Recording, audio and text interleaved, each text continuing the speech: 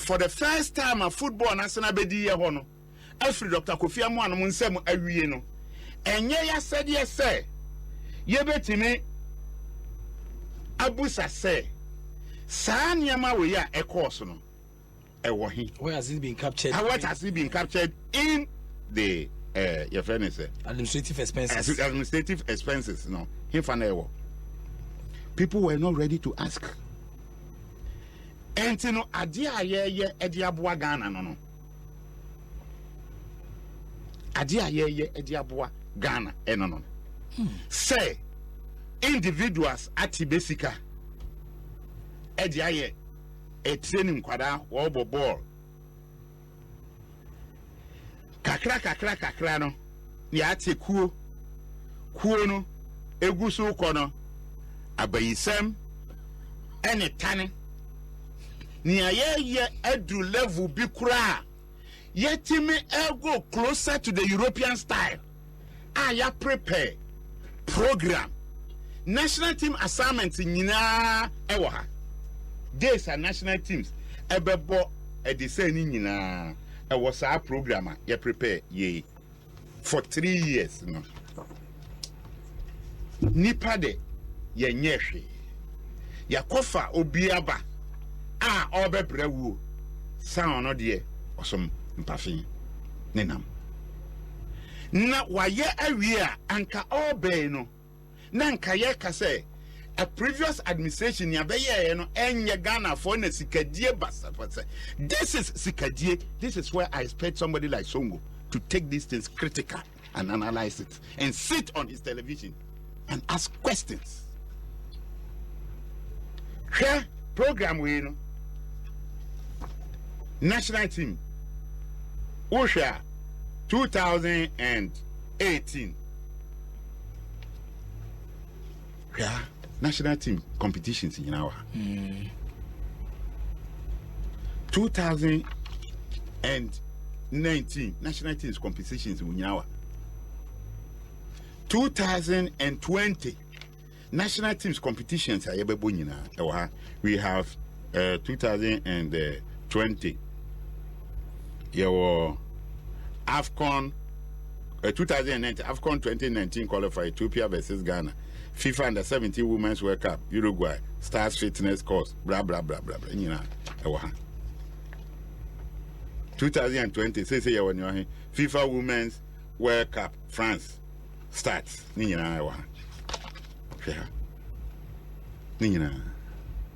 For 3 years, Niabe answer PLB, Ebe fixtures. My day one already in advance. Ghana for the MP. Wobaya, where wobaya the part. This is what you have produced for us. Wallace, I will hope. Now, me she nipa, set taninti nipa binim to me kasa, na yemesri. Taninti nipa binim to me kasa, na yemesri. Intino, FA for no Congress no, mi busa say. Inti enye ya said it say. You so biti every month you find $3,000. Ni prepare financial statement na enim sika waji. Na yentimi musa adwuma potin kura nipa kro no eye ya na. Enti so obi ba na ka say statement ya e by no. Media ba bia mahu kura eye e de say nipa kro no he was being charitable. Ade companies code section 131 subsection 1 subsection D, let's say, directors' emoluments must be captured. Young capture. In this financial statement, salaries of workers and capture. Near Kofa who just heading be football governance, administrative governance, whooping amount 4 million, 2 million, blah blah blah blah blah. And yeah, said this I was here busana. In fact,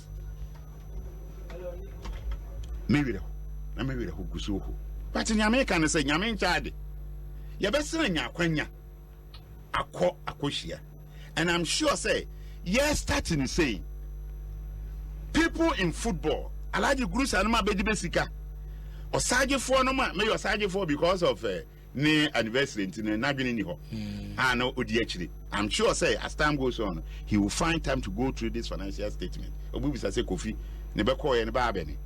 Machewe say nana, ba di musika no. Togwe afede ye company. Ye musa Togwe afede say. Enti no okwo shareholders meeting. Financial statement no and contain salaries of workers ana. And contain emoluments for directors ana. As captured in the company's code ana. Na financial statement and yet 2 directors and sign ana anyibia. So if all these questions point to what Palmer was saying, you ask yourself, why would delegates be cowed to the extent of accepting this wrong thing? You know very well, say, when you go to Congress, you don't go middle way. Document about you accept. Especially your friend is a financial statement, you accept or you reject. Or reject it, and not just be about you. Every time I say mistakes about signature, say oversight. Go and do the writing so that the paper that will be presented to the outside world, Nipa Chrono fa no human. Say be auditor be kasiye bi ewo abruchi no for no human. But be assign directors assign. Oko expenditure more. You have salaries, you have directors, emoluments, everything. Headings we at all. So what are we painting? What picture are we painting to the public? I'll be a ID. For now, no, when I running story. Okay. Where the so? Where just the preface. Yes. Okay. Never content. Never content. We need to find explanation to what is the meaning of football governance. We need to find what is administrative governance, because the heading Iowa paper national I saying administrative expenses, classification of expenditure. Yes. We through no. Administrative expenses. Administrative expenses. Until under administrative expenses, what is administrative governance? Somebody must explain. What is football governance? That should take that amount of money. Somebody must explain. And so Maker said, you don't need to know the mechanism of a watch before you tell the time. You don't need to be an accountant or an auditor to see, say, side way abeto anymore. But the point is that Adam Tiniman previously, it is the same audit firm near engaging audit service. The difference is that the editor no na mami bini sign your friend is auditors wow mepe na my ye mami na osign ma we dey me hu say here mami Joyce Kwachiwa Assistant Auditor General on the sign 2016 day. Na repair and maintenance equipment. Repair and maintenance. And your repair and maintenance and running costs. Your staff salaries and allowances. Everything, legal fees. And do you know, say, in this it goes further to point out our legal matters. Legal matters and contingent liabilities. GFA is a defendant in various court cases. The management is of opinion that the outcome of these proceedings will have no effect on GFA's financial statement other than those accounted for therein. GFA is represented by Mr. Teddy. Sorry at law. When is captured in the financial statement. This time around, it is not there. Okay, yet was so the amount of female blue wonderful and another down command pen for Bowman go so our Congress. FA statement I bet to Jaffa a account no and they want to shake a crack 18 Jamie. Sure say why enlightened by the submissioner what the AJ Emma Hussein and Yama AC Echo with Jumedia. You go so aid him a couple of messages and Abba Jumedia so me perno say Evajabrania can come a mouth phone and Yama AC Echo will be Puma Edem Mensa to Timediaba or say was the friendly match of Black Stars or Black Queens Congress preparation for the AFCON or other junior national teams. And only as some of the abos asemu sake and also Eddie Abija Hako de was sending Yama ACT ever hanim Obama Nema is a course will be say and only Koma and also Eddie Abija Hano will be say good evening bro. Blue has said all. God should keep both of you safely to continue educating us. God bless you. Jebelo from Ashama Zungu and Jebelo so Eddie Abase it was boy you must say Bitian Bois Mando Tesano Police Training School the Abasi nkomo ho eno ne nsema wono so ede aba e wo sena niema esieko efa statement ene Kofi blue wonderful wono so ede abija efa sena hyehyɛ esieko ntino messages ndi bebrebe na ana abaye ntimi kenkan ni nyina e wo hano bat dwumadie ne betua san to aso hye no so se ne eye adwada 23rd of December 2019 ye spend 2 hours e wo hano na wo hwemu ne sena hye ndisi so a no nwotwe abodeda immortal kwameja kwa champion Philip 2 AK47 the gunshot man Bernard Padibotwe na right Rafaela Menyo and a Kobe the scavenger woman touch labua Emma and then you so Sportsnite Jumedi yedi abro quickly yebeko asantema goodiem ensem keka yewese na hyane esia konafi yene abidwa for hono etua twemko na najman na king of asantema goodiem ensem keka papa yi ai krado yenko na kachi yewese na niema esitie ho so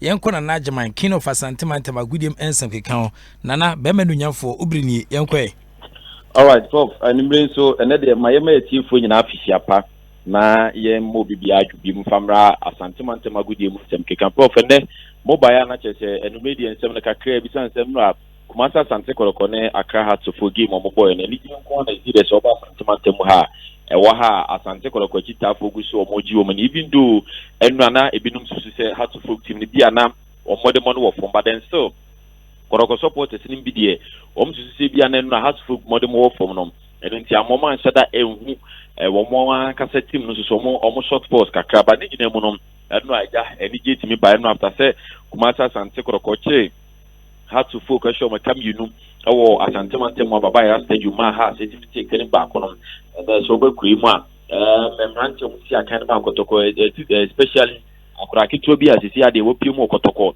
asisi obi a esa akura nsamra ne se fe Messi enu akura no ba bo nu na timi se yes no mo nyina editedin edema asante koroko bastela asisi so ba asantema ha na UTT supporters ni bia o mu nyina susu se strike bi se abegi die ka adabraka ene ye anya ne tiese bia daachi bia no coach maso kunodu ebetimi apamu players be makoma ko 12 ne de bia na omomboko no wanhia na abegi enso so ebetimi account no de yeso so yetete o asante korokofo corridors no prof se bia nyame ya adoma coach maso kunodu betimi apam be 12 players no eyentete a eba ntie ne se mo ba asante mantemo de prof ensemu nhyeden de gidigidi bia sa after se no asante korokotimi din kunim come you know I had to focus on it take any back or present capima kotokofo etimi de trophy na no hu adigia na tia de ewo kurimo and of course an pay asante koroko team no wo man na omo ekokoye training uni se nyame ya no weekend me ade se Ghana Premier League no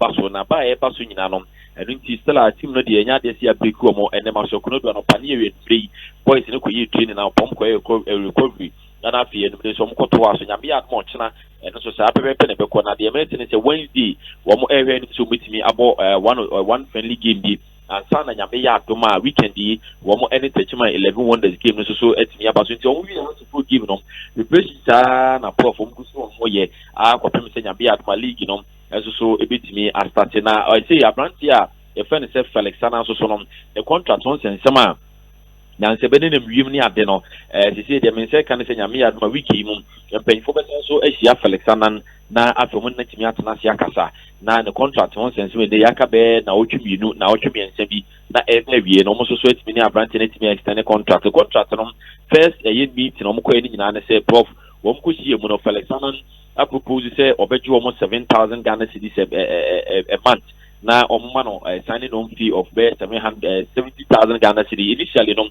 Now Felix Anan pay 80,000 to 100,000 Ghana cedis assigning on fee but na koto company for so no propose somewhere something around 35,000 Ghana cedis but na player no susu se kan go from and na the salary no or pay $1,300 a month no and no abante ni tirima o si penny for ne nka cedis no beje and cedis no so no wagya 7,000 Ghana cedis a month it no so still on kusua e di ho nkomo se bia dachi bia no Alexander contract so betimi extend na fi wono so etimi enya sound mind other good ya makuma sasante ko ko de no so to nchen a wo mo striker so di Yakuba wono so no contract e ba wiye na wono so ne de na e ba wiye no so de men say kan sa branch no approve aka champion for say wo mo ma ne be $150,000 and san wato so esi akan e de ama sante ko so ma anya ne sa de a eno no so ni Yakuba no enya de se ball no de bia obetimi atwa contract no so e de ama sante kroko tenom ekoye basic tenant si abakuma sante kroko aso ya prop 24 no e de esi omodi so mo try so mutimi nkwada na kasa na se players no etimi akasa na omo etimi extend omo contract no e de ama omusanse nyame adma enche na Ghana League ne ba be shafi omo payment ma ka osi bia omo pese bia etimi to din ansana momo league matches ni na etimi aso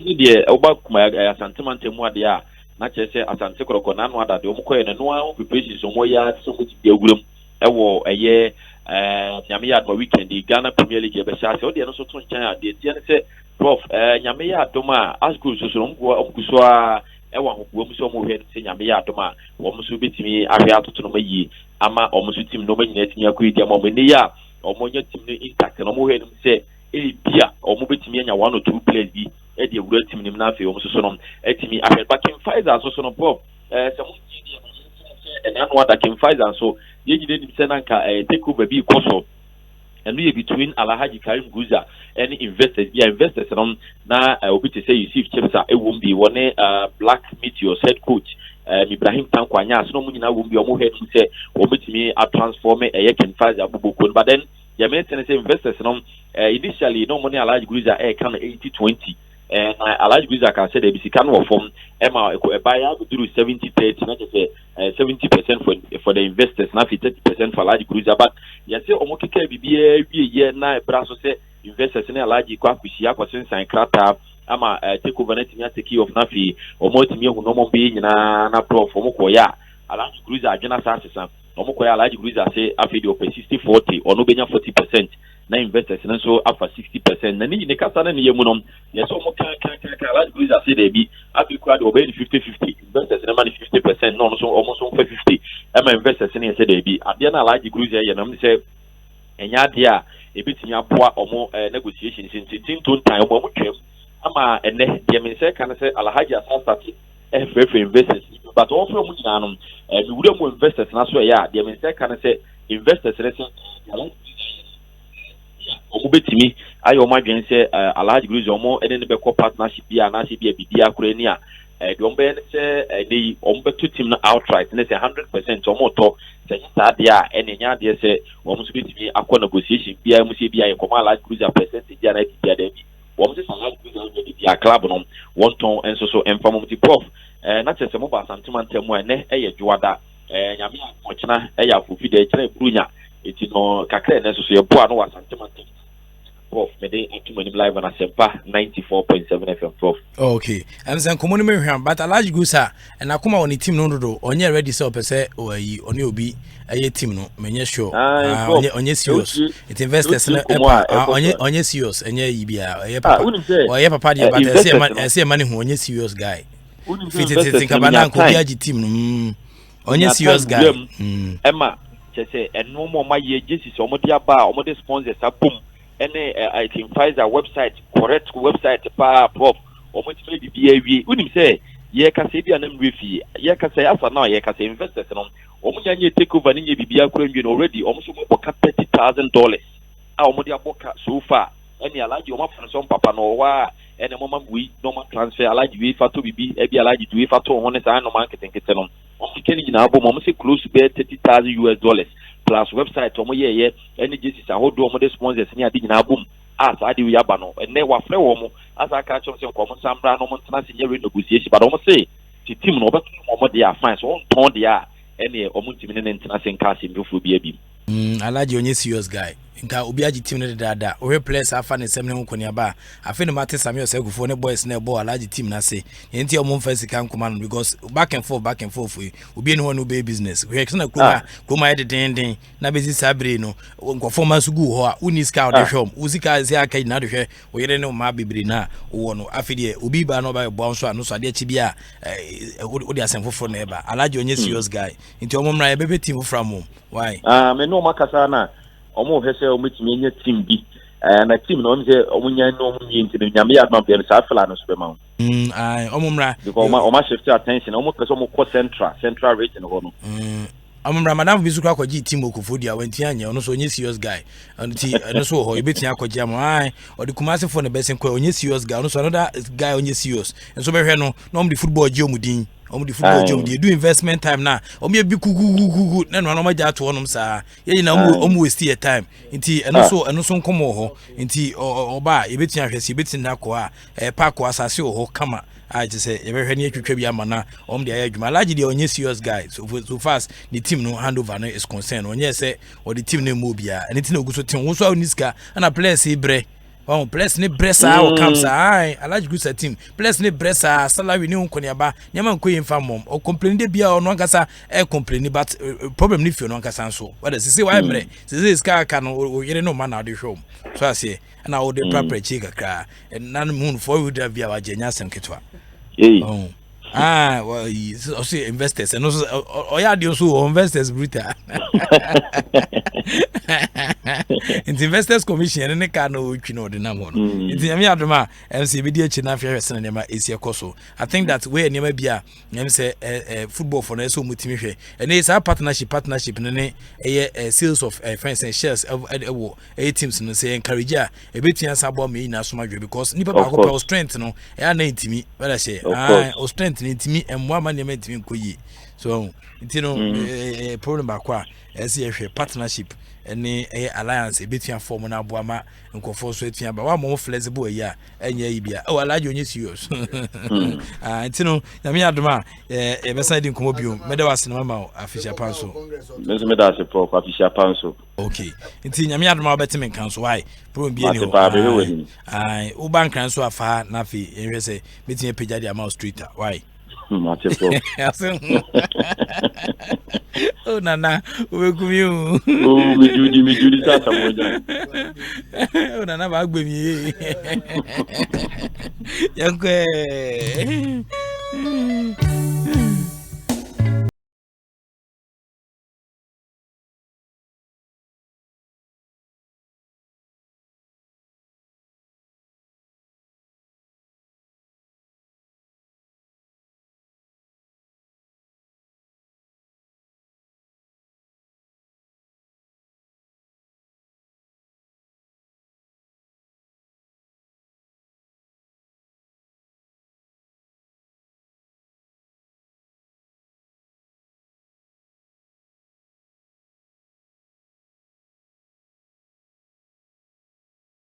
Ampa yes ana ebo oman and interest in the my sequence high the castle street for no one in the my sequence opa time no kwena ne aka na be koso ada ho a amobi o sena ne ma esie ko bet we from pen for the share some quentin sa ba misro bo modern da so be place bet ne kama remember say bet we hwese ne Mexico bet responsible na ebitia bo ma ne matia ko dia ma opa bet bia os ne kama pa dia bet we me pacho bet your way omo adama omtachiri echidi pani de na enwumre so de so 18 sample na won sena nema esieko Adom FM High Life Dance Fiesta 2019 Mr. Ojumedi be de na team no and the Sanchez so creating about 24th of December china na me Adoma it's going to be fantastic me tell eto say there be as Adom High Life Dance Fiesta 2019 do be gym a night of Ghanaian music with Western Mexico so 9924 na 24 no or baby oheneba kisi e ba na feko finti e ba mpo for J band and so be if you do good you do it for yourself.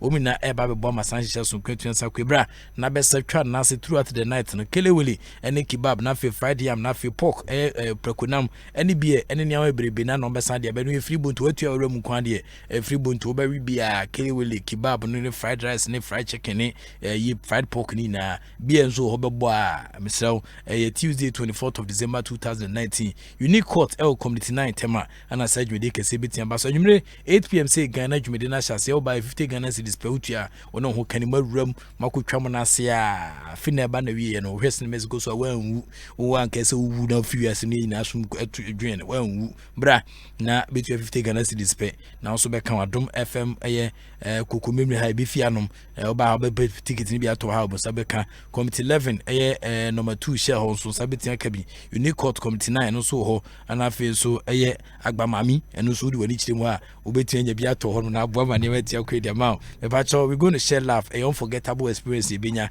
ewo Adom FM High Life Dance Fiesta 2019 ase Adom High Life Dance Fiesta 2019 sponsors no Franco Trading Enterprise or the phone papa net DBS roofing sheet say roofing papa fee ana fe High Life air bitters myself modern da sound sabitan kabi and a Vita Milk almost say aduane anka say meal on its own F pack will just blow the pains away and I feel so in boost herbal mixture almost technically pa or see your health our passion I feel so K Mosibites almost aba and I feel so shell clubs get momina and a bomber Adom FM High Life Dance Fiesta 2019 Jumedian I doko niti also for any chira sebeboa emanyama entwen kuye enfama open lunch a buffet nyame adoma a daily ohuma sister Ghana Cities MJ Grand Hotel East Legon share so na sa hotel wo e pa cho hwese ne mai sikoso a buffet in local and continental dishes so do reach them utumi sampa obedi time brutal na 12 to 4 pm dbia ado ni kire MJ Grand Hotel obetua ye inquiries no na watumi akodidi kama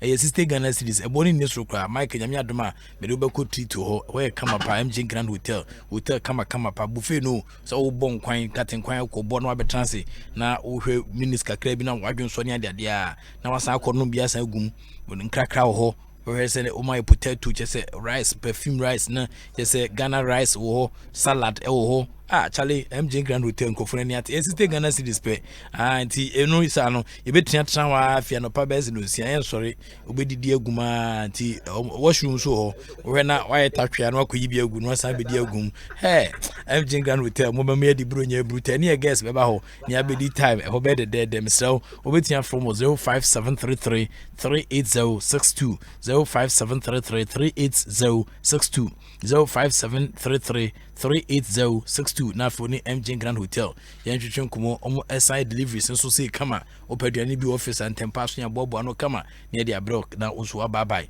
na boa maniema etia koye dia ma 10 party 2019 myself is the official shutdown of Ghana's biggest annual outdoor rave nyame adoma dwumedie no 10 party na 24th of December Junction Mall onungo abaya na dwumedie kese betua Santo FM the final of the hottest DJ competition no betua Samba so live was search media myself more than that so do betua San Jim why and be measure the next hottest DJ year 2019 dwumedie betua Samba so no me pa chokoso ma vote number or tested their call HDJ now ade DJ din now they call 1633 na onim penfo attendance so betia download do star phone app no App Store no so na say Google Play Store no so na what start say obehu the hottest DJ logo no so na what tap keke what tap betia nya vote no na what start say wo to the gum say come join in at the Junction Mall nyame adoma Tuesday 24th of December 2019 8 p.m. till 4 a.m. and ajumede kese betia Sampas the whole city of Accra you're turning upside down 10 up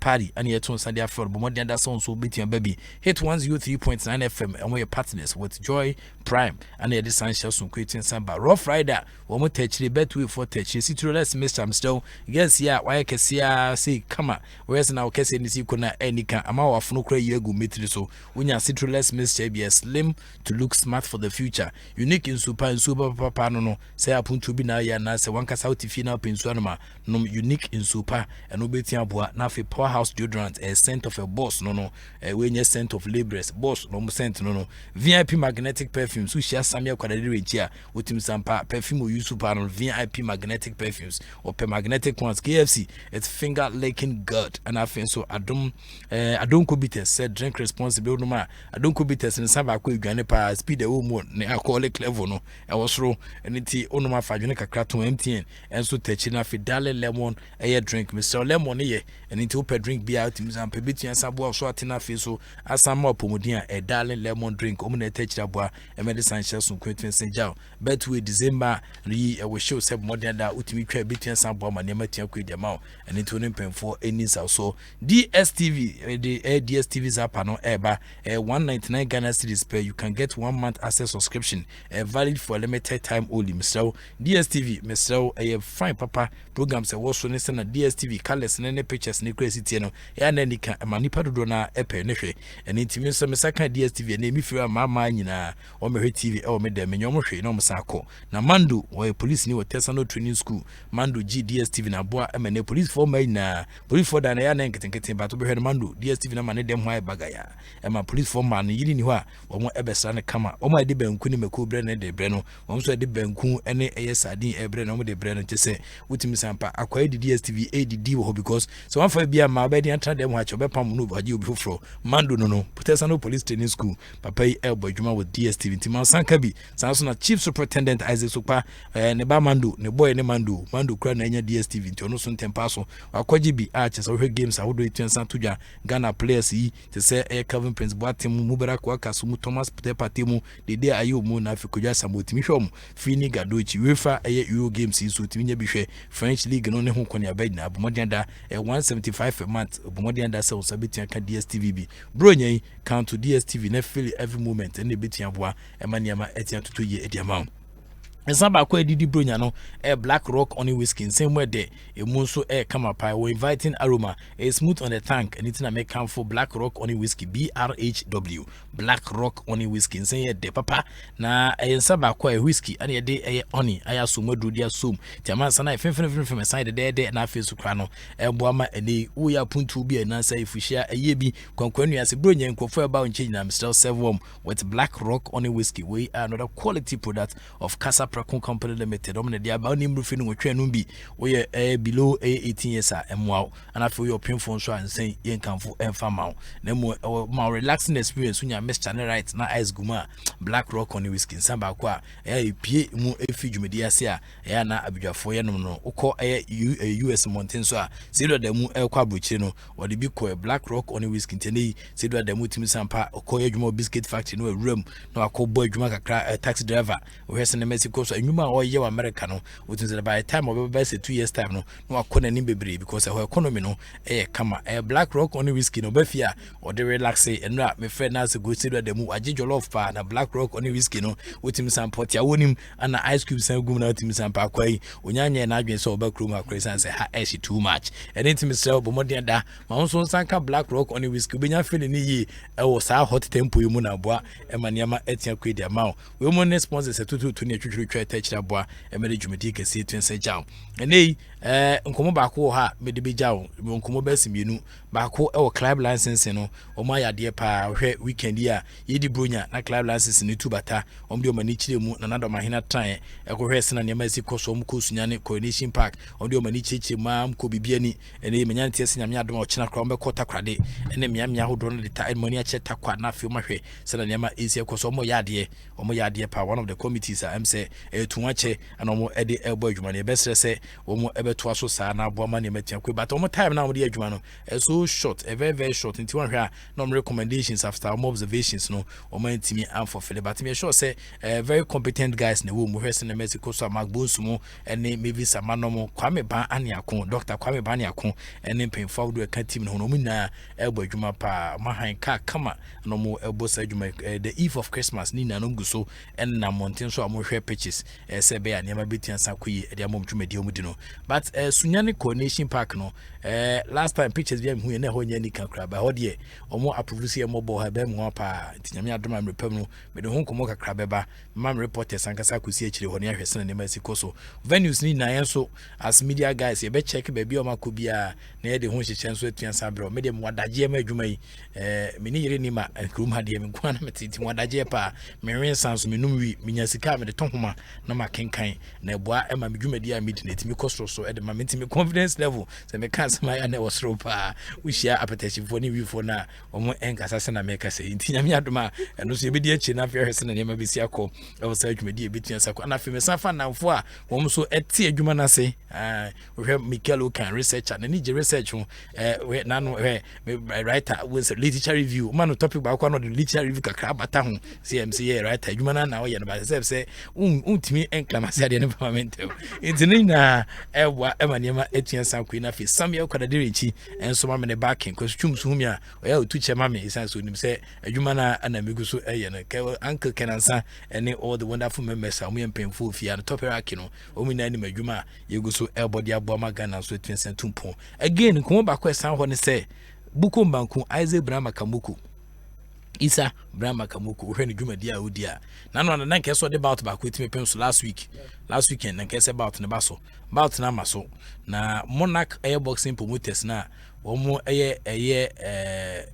Nigeria British Nigerian awda no we se ne ma esi koso dwumadi a omudina otimi se sa boxing promotion syndicate omo nye serious me agaza me ko share mo UK enhu se na ne ma esi koso omo nye serious omunye serious omuni better administrators omete boxing ase no answer say boxing no omuni yeso omudi 2 galam say bi sa keke nye ne ko last week na nke say buko banku kun ha na buko banku de ka or the voice office box for no ka I say mutu SS Canada da muntu SS Canada enti bout no Ghana Boxing Authority for answer me to omfo UK say omo modern say ka metia kan wasem no komatia so because omo na they say omo manage buko banku and boxing no say aji say oni mra so ukokro bia mu a say itimi sanction enti boxer no obetia trash ya bekon e wa hanom say o trash na okon a illegal do but obetia fa ho but e bia say o the boxer say ba Africa share so because Nigeria na mo timo de ba Ghana ke betia bo amamafo ahumudwumadi amoyi edini almost start enche bia ene bukumbanku kana odiniti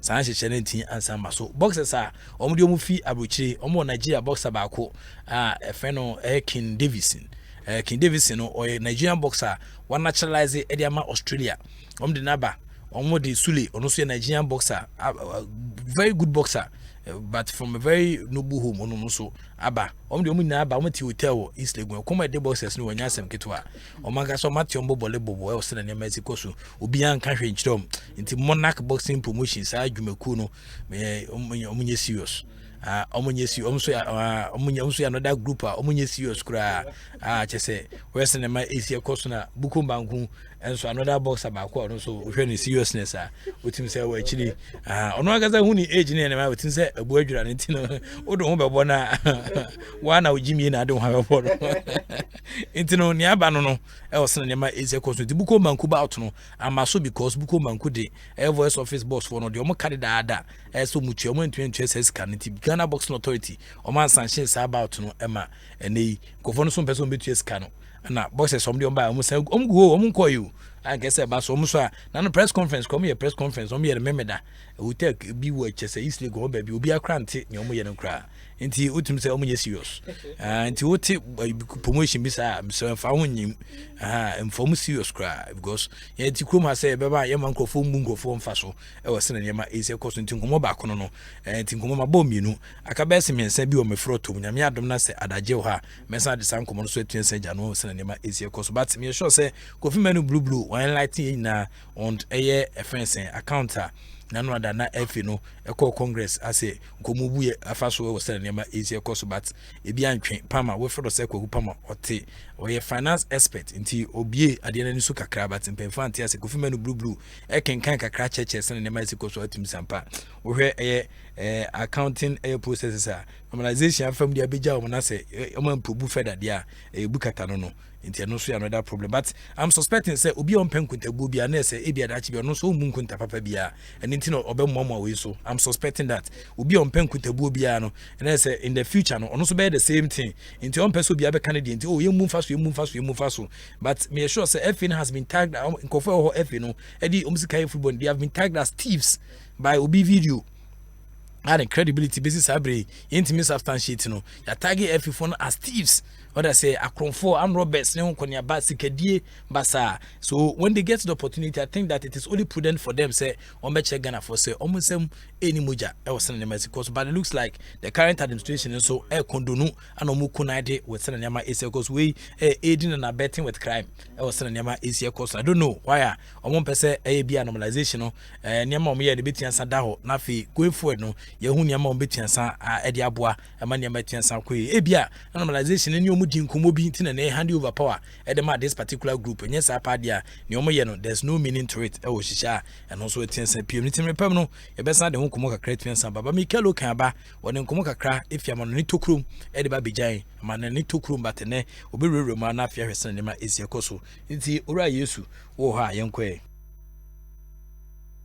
for enamono oti eni bi se eni bi efre no ora Yesu mo man kwan na omra ora Yesu ipacho ye frame ole kuna soche ora Yesu misrewo edie na meye na Manchester United afa league this season way ko na ko ton Paul Pogba Maguire ena digia na no na ka be bia mo win league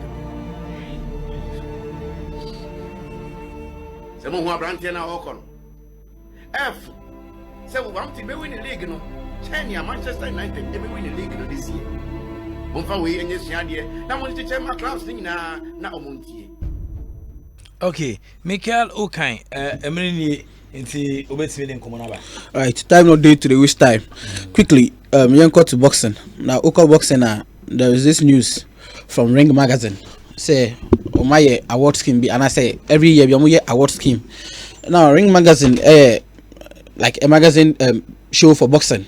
So, Oko football, I will equip. From France. I'm gonna organize the Ballon d'Or for the football side. But in boxing, Oko boxing, I will Ring Magazine. In every year. Awards, awardee boxers, awardee trainers, promoters, and I say every person involved with boxing. In 2019, the winners of Ring Magazine for awards are badada. And maybe some of the winners are. Let's start it with Canelo Saul Alvarez. Oh yeah, the Mexican boxer. According to Ring Magazine, the fighter of 2019. It's a award. Canelo Alvarez. Now share Canelo Alvarez. In this 2019 alone, the box and I said the boxing bouts we are working under the Golden Boy promotions. Box and I say fight we are worth talking about. You can talk about the fact say Obu Triple G and I say Gennady Golovkin for 2 times. On crap over for rematch. But yes, still Canelo Alvarez Ebitino. And Canelo Alvarez moving the weight from the lightweight to the middleweight. Ochi Sergey Kovalev of Russia descent Obu cry in this very year alone. And if you rate Canelo Alvarez in this year, he deserves this award. Now we should say Floyd Mayweather retired from the lightweight division. Now who boxers like Manuel Marquez and also the activity and I say the activeness in boxing and Shadan Konkan. You can talk about Manny Pacquiao and also once in a while no Bradley Munina Muntanko periodically and I say often. Into Sao Canelo Alvarez na in this lightweight division na ono carry flag no into say Ring Magazine the man say ono the fighter of the year 2019. I think he deserves it. Now the second winner of this award I the Ring Magazine for na organizer you know the fight of the year. Now the fight of the year omudima one boxer and omudima a boxing bout be a course between Naoya Inoue versus Nonito Donaire.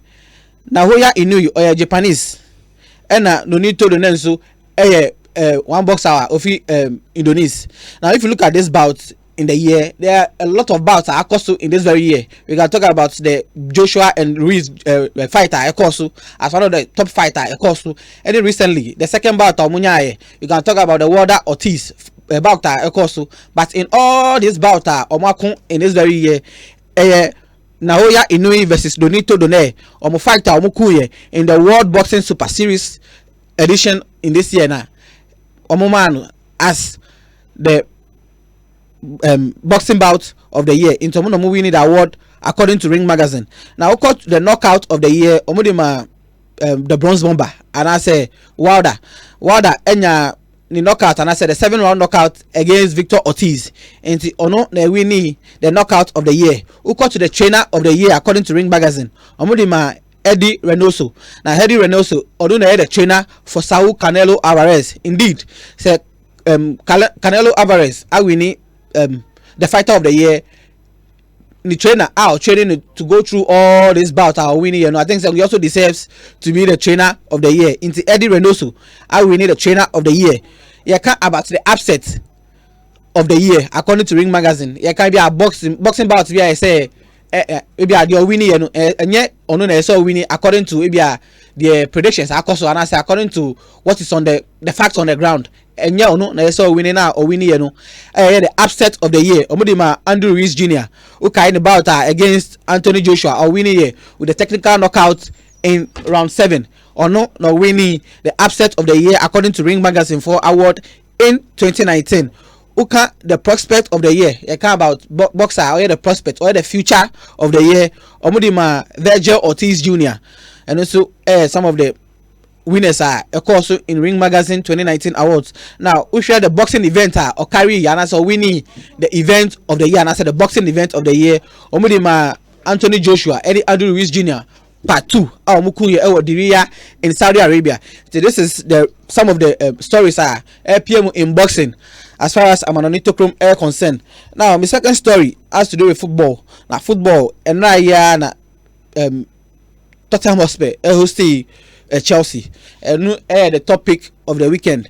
Now we share game here mostly say Mourinho boy against the former side according to the article on radio, according to the article on online.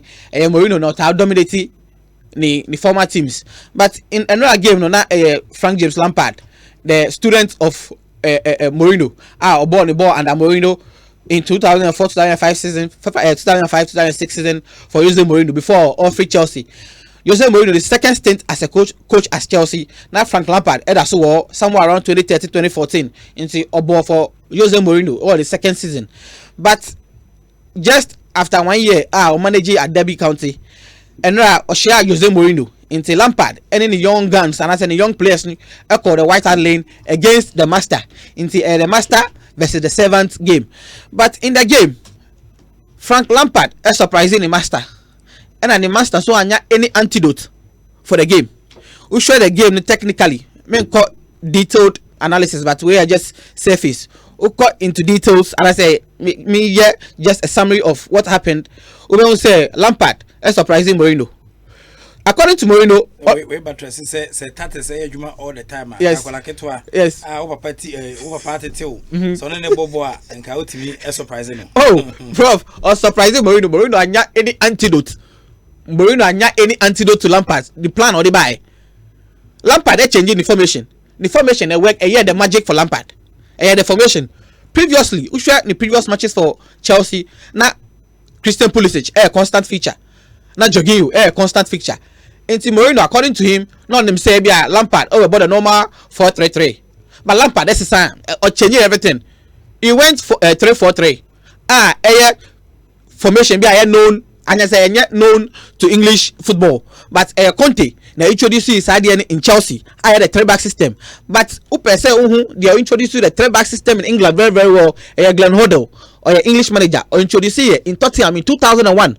But want to me any league and I say want to me use that formation no and find the Papa Bia in the league. Into 3-back no regarding for or no say or they bad the league but Antonio Conte because of the G in the league or the G in the first season for Chelsea into 3-back system no regarding I say the attributed to Antonio Conte. Into no Lampard about 3-back and na 3-back no boy no as some Mourinho tactics in na Mourinho one any antidote to it. So share the bench so only any player be over here over counter Lampard tactics into Mourinho and formation na BT no one any antidote to it. Because we share Christian Pulisic a constant fixture or Dropeno Emma William Estate we share Jorginho a Dropeno Eba only just 2 central midfielders instead of 3 into Lampard dominate both from the back to the middle to the strikers department. Mourinho anya any antidote to it. It was useless. We share Harry Kane as a striker previously or share Chelsea be or show mu Sunday against Chelsea 1 shot on target. In Lampard MBK Jose Mourinho useless on the day because we share in terms of tactics Jose Mourinho was nowhere close to Lampard. The formation or the buy no game. Now some matters are rising out of the game boy on the White Hart Lane Stadium. We don't say human song a winger for Tottenham Hotspur and a red card in that very game. Now we share the red card incident na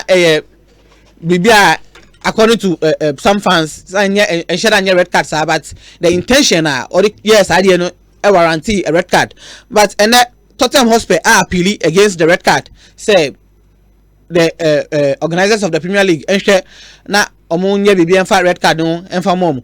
Another matters arising from the game Antonio Rudiger during the game on a scuffle with human song. After that scuffle na Tottenham Hotspur fans no abuse no into Tottenham Hotspur as a club and they kick it out England as an organization in charge of issues regarding racism a collaboration just say me finding out supporters racist chants against Antonio Rudiger. Now in other stories Carlo Ancelotti are taking over at Everton. Now I'll take you over at Everton. There's this news say Carlo Ancelotti will experience in Champions League. Into the first question, I said some of the questions are journalists every say, can he deliver a Champions League spot for Everton? And but why a bit diplomatic when he answers, because if you look at Everton, so we about Champions League, so break it into the top 6 first before I bet me even ball and I bet me about Champions League and I bet me qualify for Champions League. But and then aside the top 6, Usain or Leicester, I also compete with the top 6. And so you have to break all these barriers before Ubenya the Champions League spot for Everton. And I think Carlo Ancelotti a huge tax at Everton. Mikel Arteta so I take you over at Arsenal. While instead Freddie Ljungberg the interim manager role at Arsenal, also a part of the backroom staff. And in January window, about the kind of players are better to augment the squad because Ushe Mikel Arteta also from the background of Pep Guardiola, Obesha say Obenya players are fitted into the philosophy Awasian from Pep Guardiola. Now, Prof, you're moving on to some stories and I say some team news in Ghana. On himself over the weekend from Friday to Sunday, I had the 27th to 30th, the Ghana Premier League started. Now we got team news. Kakra starting young to Accra Great Olympics. Now Uko Accra Great Olympics. The news I have somewhere around 5 o'clock. And at 5 o'clock PM, Uko to Accra Great Olympics on team news. As and when it comes, now remember, Samanya news I'll present it. Samanya so will go to other teams. I look for other team news now. My presenting on the show. Now, we go to a Great Olympics on training ground. In Dafa. In Dafa. Now, the news are back from 5 p.m. this evening. And they say, coach, Isaac Niyama, I resign from the position as the head coach of a Great Olympics. Just some few days to the start of the league. Good. Now, I stated say personal reasons. That is the reason why I resign from the position as the head coach of a Great Olympics. Now, as a coach, just some few days to the Premier League. The management of Accra Great Olympics, the board of Accra Great Olympics, a hell of a time because and then to me go far any coach be head coach and then so far license A coach and then you are about 175 coaches are license A holders, but one more small time say a replacement for the position at Accra Great Olympics. Me name any coach be subscribe say and I say me name any coach be or say or taking this offer within a short space of time. Into this is some of the news are ever from Accra Great Olympics. Now Bernard Dombote also a player for Accra Great Olympics. On a major doubt ahead of the game on with Ash Gold in Obuasi. This is the team news ever from Accra Great Olympics. We got to 11 wonders in Swa on the team news major and they say Coach Frimpong Manso also resigning from the post as the head coach of of 11 Wonders. Into 4 days to the start of the Ghana Premier League, 2 coaches are resigning from Omo job. We got to King Faisal, the dominant topic about the takeover. But in transfer front, Omar signing Michael Akufu, on your extent with Kumasi Asadi Kotoko, play under Maxwell Konedu, play under Didi Dramani. Also assigning a 1-year deal with King Faisal. Obeya ready to start in the opener and I think Serbia the press conference on Berno will give us a bit knowledge on whether I say or you're fit enough to start, and I say on you're fit enough to start. You go to Ashanti Gold. Now Uka Obuasia on the 25th of December, a Webo show at the Linkley Sports Stadium. On the 25th of December, a Webo show and I say Webo concert at the Obuasi Sports Stadium. Say over the weekend, a lot of shows ever cost. Now if you look at the musicians are use your sporting facilities. You can talk about the Cardi B show or our Cross Sports Stadium. I say your pictures and manifest a show at the Bukom Boxing Arena on the 25th of December. Floating Stone and I say Ochame Kwame Ninu Akita of the Brothers Fame ebe show at Obuasi into the pitch of the Linkley Sports Stadium ebe in question because show because on the 25th of December, not on the 27th, and I said 28th, and I said 29th. The time range, and I said the days. I remember the first league matches, and I said remember the match they won for the Ghana Premier League. The pitch in question because so we want to take a proper care of the pitch. We also have a dangerous pitcher, affected play. We also have a dangerous pitcher, putting players for health in danger. Until protecting the pitch before over the weekend. You have complaints from the Linkley Sports Stadium. Say if you pitch on the 25th December, Floki Stone Bebo show and also Bebo concert on the Linkley Sports Stadium. These are some of the team news I made back from Ashanti Gold. Now my last story on Wow Stars. Wow Stars so appointing new coach. So we take you over the head coach position on the team.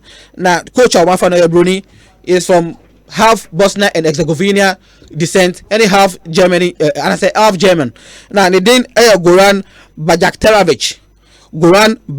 Teravic, on the head coach of Wow Stars officially, or my confirming. Now, my home pictures say obviously on my home grounds. I in Medina, and I say, Medina, I remember on home matches. So these are some of the team news. As and when Minyas had news, I remember on the Ghanaian Premier League teams on preparation. I say the license because they have submitted on club licenses, so they are finished that. Yes, so these are some of the stories that Eba need to do the follow up. Now I need the proper information. Then we share it on radio. Long story short, I made the long story short. Now, bra, yes, when the chef for an amono, or the enemy said, and ye be a friend. All right, yes, all right, yes, Momma crying on Ra. All right, yes, all right, yes. Hipacho ya frame ole kuna soche. Ora Yesu mesreo. Edie na meye. Na Manchester United afa league this season way. Ko na koton Paul Pogba. Maguire. Ena di here. Na no na ka be bia mo win league. Se mo hu abrante na hokon. F. Se we want to be win the league no. Chania Manchester United be win the league no this year. Monfa we enye siade na mo nche ma class nyina na omontie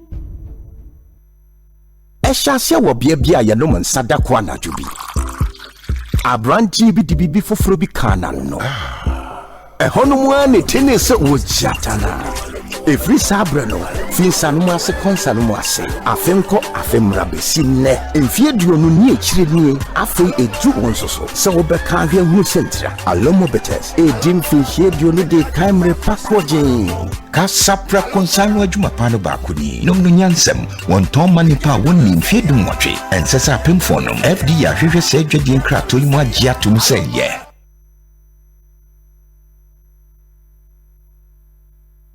Tema free! The 24th December is here again. I do 106.3 FM High Life Dance Free Esther 2019. Eba wakwemu dendende. Ebe ye succulent dead.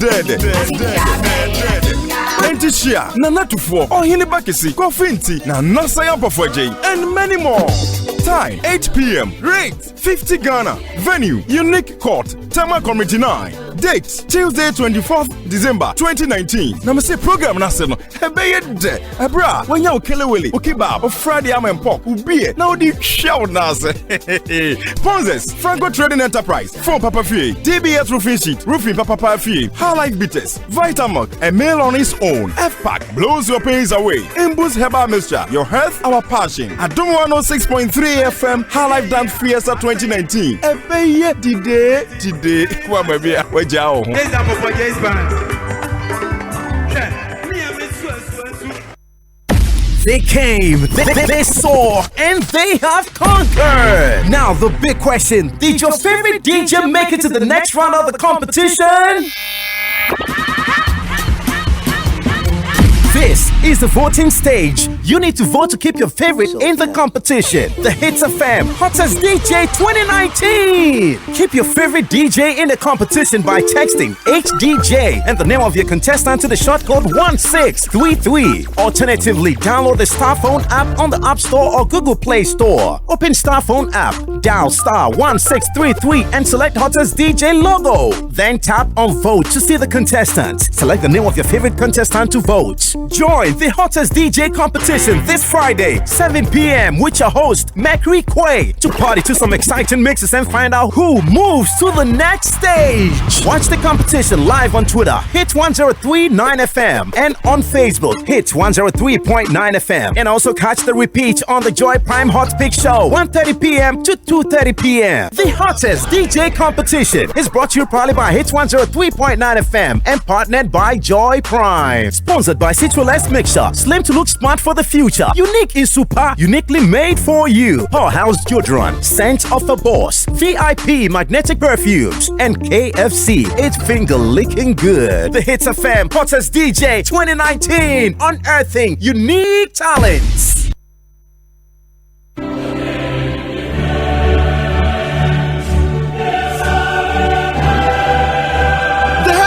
Of Ghana Sports, Aswempa 94.7 FM. Season in so. Yet the comprehensive coverage of the UEFA Champions League, bro. NTNT Babia. Live commentary. Tesepibia for Champions League in the home. This is the home of the Champions League. Yet the matches live in Super Brand area Bia.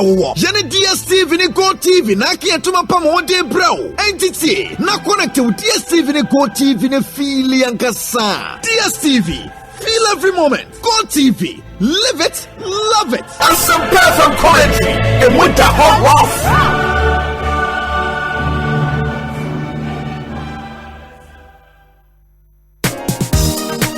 Say dear, adesua yamre. Ene, ubetumi asua bibia wo so hunu wo school mu e wo TV so. We yen hihye fofra Multimedia Group Limited at the SES and the woloafrique.com's e-learning project Wolo TV edeba. Eye joy learning. E hye December bosome de to so aduasa. Dwumadie mu akyerɛkyerɛfo abene ene bekyerɛ wade e wo subjects ahodo ni nyina mu. Enti yankronkre senior high schools, community centers and libraries ahodo Mama Monsanka Multi TV Digibox says CA Joy Learning Kosusia dear keep learning. Okay, yes, I will be a quack as if inside the bus sports night you may say so, but quickly, Yanko a year Ghana, Okofifa, discipline committee chairman, Ura Justice and Nimia. Eastern region, Papa and a boy Jumano, discipline committee chairman, Division 2 matches, Robos who didn't come out, not the Aba, or by Ghana football association, so Bobo said you may, and they are nominating for Attorney General's position, El Kruma. Now, Emra, Namping for Dudun and Nombisan Komokakra, Edifa, Aya Ghana Goodie, a goodie no here, Emrana, and no cancel with court, but by the 2 years of humor, Oko England, a football once and team found court, and the legislation, I will Elmna Shubi Jama Maja Tum, but Ghana had ye, and yes, our legislation. And I'm so mobi at the NTBS football on the back of homogeneous now Ometian Sankan, despite the fact that football Mano and my own coin say as so do any 18th century more court. And I feel so crano say almost so cried in our Juma. I say, ha, and I say, oh, my farm, my quarter, and I say, almost all you man, no more, no more, or how about my joke, a crent in any send you free in 10 years, my lawyers no so, and ya BB Etienne Saye. We on Kuma, honorable Edwin and Tivanda or no. Former Minister for Youth and Sports, Emra Unya Kunyano, will be some sports on Comonkwa, na Anuye. What are we going to do? What are we going to see in making sure that because of your interest in football, that cases involving football and football administrators will be expedited in order for us to have justice? Mr. Chairman, please, I will track the case to know where it has reached. Yes, and if it turns out that I have to assign the case to a judge who can expeditiously dispose of it, it could be an additional judge of the court of appeal. So I suggest that you're going to give priority to football cases or all cases. Please, certainly not. But you know, in litigation, if you are trying to recover possession from a tenant, left to the tenant, the case will drag on for 10 years. So that he will comfortably be in possession. Left to the landlord, he wants 1 week to get the tenant out. So that is the dilemma. So what I will do is that if the case calls for some urgency, I will do my best to have it judiciously disposed of. Yeah, one more. Yeah, still on football. My lord, there was this perception that issues pertaining to football don't go to court until that famous judgment on the case between Kwadwo Mensah and the GFA. In your own opinion, let me ask objectively, do you think that that sort of immunity or indemnity given to football administrators because of the fact that cases involving football clubs don't go to court, do you think it's fair? Doesn't it take away the rights of people to seek justice when they have been unfairly treated and issues pertaining to football? Yes, Mr. Chairman, the position of the law is that, you see, parties or associations cannot come together and oust the jurisdiction of the court to interfere in their affairs. Yes, it is only in England where they don't want to see football cases in court at all, and it's supported by some legislation. Yes, because if you know the number of people who depend on football, you will be surprised.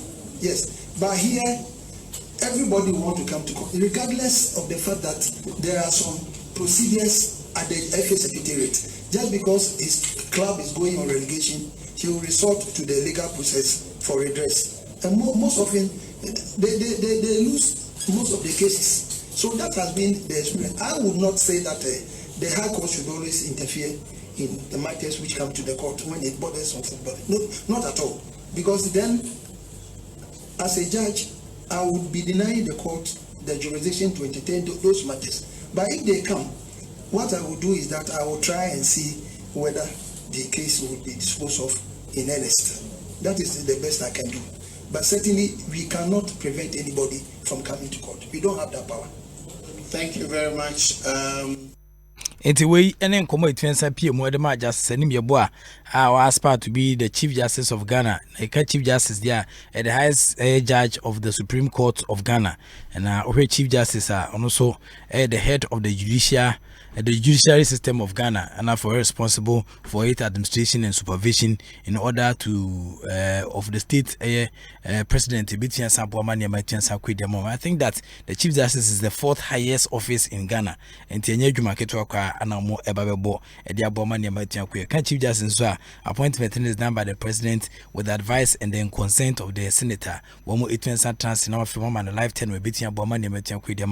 His primary functions are to preside over Supreme Court and its public sessions when the court is in hearing, argument near the day PM during its private conference when it is discussing and then decides cases between Abua and my national green Yamiadoma, Eresna Chinese here Kopapai, Asan the Num Kakrai to just say Yamiadoma, and send the Librano El Fifansono, Yamiadoma no so bejato, Emrepem, also General, so bejato, to me sure say contemplation here say as to whether say Obitia Chief Justice Nasto Abuso Bojumanana, you understand, and so just a clarification in yeah. I think then Kenya bad on Koswanya because of Sahono, a Ghana Dian or propagating, and Mranosano Muguso at the year you might mean the conflict of interest a bit PM. I was nice and easier cost into I didn't hear Kamasemo. I was an Yama easier cost into me whom baby conflict of interest no. I said our papa I was Sanchi Munti between us. I could trust our boy Jumaya and my Yamatian quiz and the Central for or me a Juma committee so about England and Tessa. But I say, Unshia, I and Central for CBR England commentator be now one of the renowned commentators no CBR now what Juma football association Nagachi boy Juma just what Juma not to now or yeah Juma dia bomb and Yamatian Sakwe one of my role models in England a brandy papa be a friend Richard Bimbo Bell no was captain a commenting before matches in the match days no or both ceremonial commentaries and sports commentaries now wrestling Mexico so no almost set life endowment fund edit to the man na obi ono na the time no so most cases are PMO England no am for divorce so mukuno because ohwe se no kan bofo na ohwe ukuno no so broni on table for sana na enwanwa te man bebre hu so mukuno useless the way Richard Bimbobel no kan bofo no mo bjeja mukuno the divorce cases they were high because Richard Bimbobel bro fon kwa no na nya asem ketwa kra England share so no papa yi wa baby pempa am say he could be adjourned as the father of commentary ewo sena niam isi ko sena renaissance period no due to the bondo money nkofa hodo omo be boama Leonardo da Vinci money ade be boama niam betie ko isa pepe na papa nso ya de ewo commentary muti no it be see about memfa course be say 3000 bi ansane ya so 0302216545 0302216546 obetia ba na onso de nkomo kakra tia sabeja efan nkoma ya twetwe ewa ha no ehu bi no 0302216545 0302216546 hello yeah mbacho wani kojo kusara me bacho yenkwe ugo pa ya misha na saudi matime dasi okay na simo ka ta baso na ya dia pa me ni ro we di pa ya ti so fonde ni amu she le shamu ta de ya aba okay me dasi 0302216545 0302216546 obetia ba hello good evening. Yeah, good evening. Prof. Yes, sir. Me did the DJ sir, me free to home. Me pacho yankwe. Yo, okay. Analysis na ye Mr. Kofi Menu ye na mpanyifo mutie pa omutie pa pa ye gana fence mpanyifo mpanyifo mutie pa.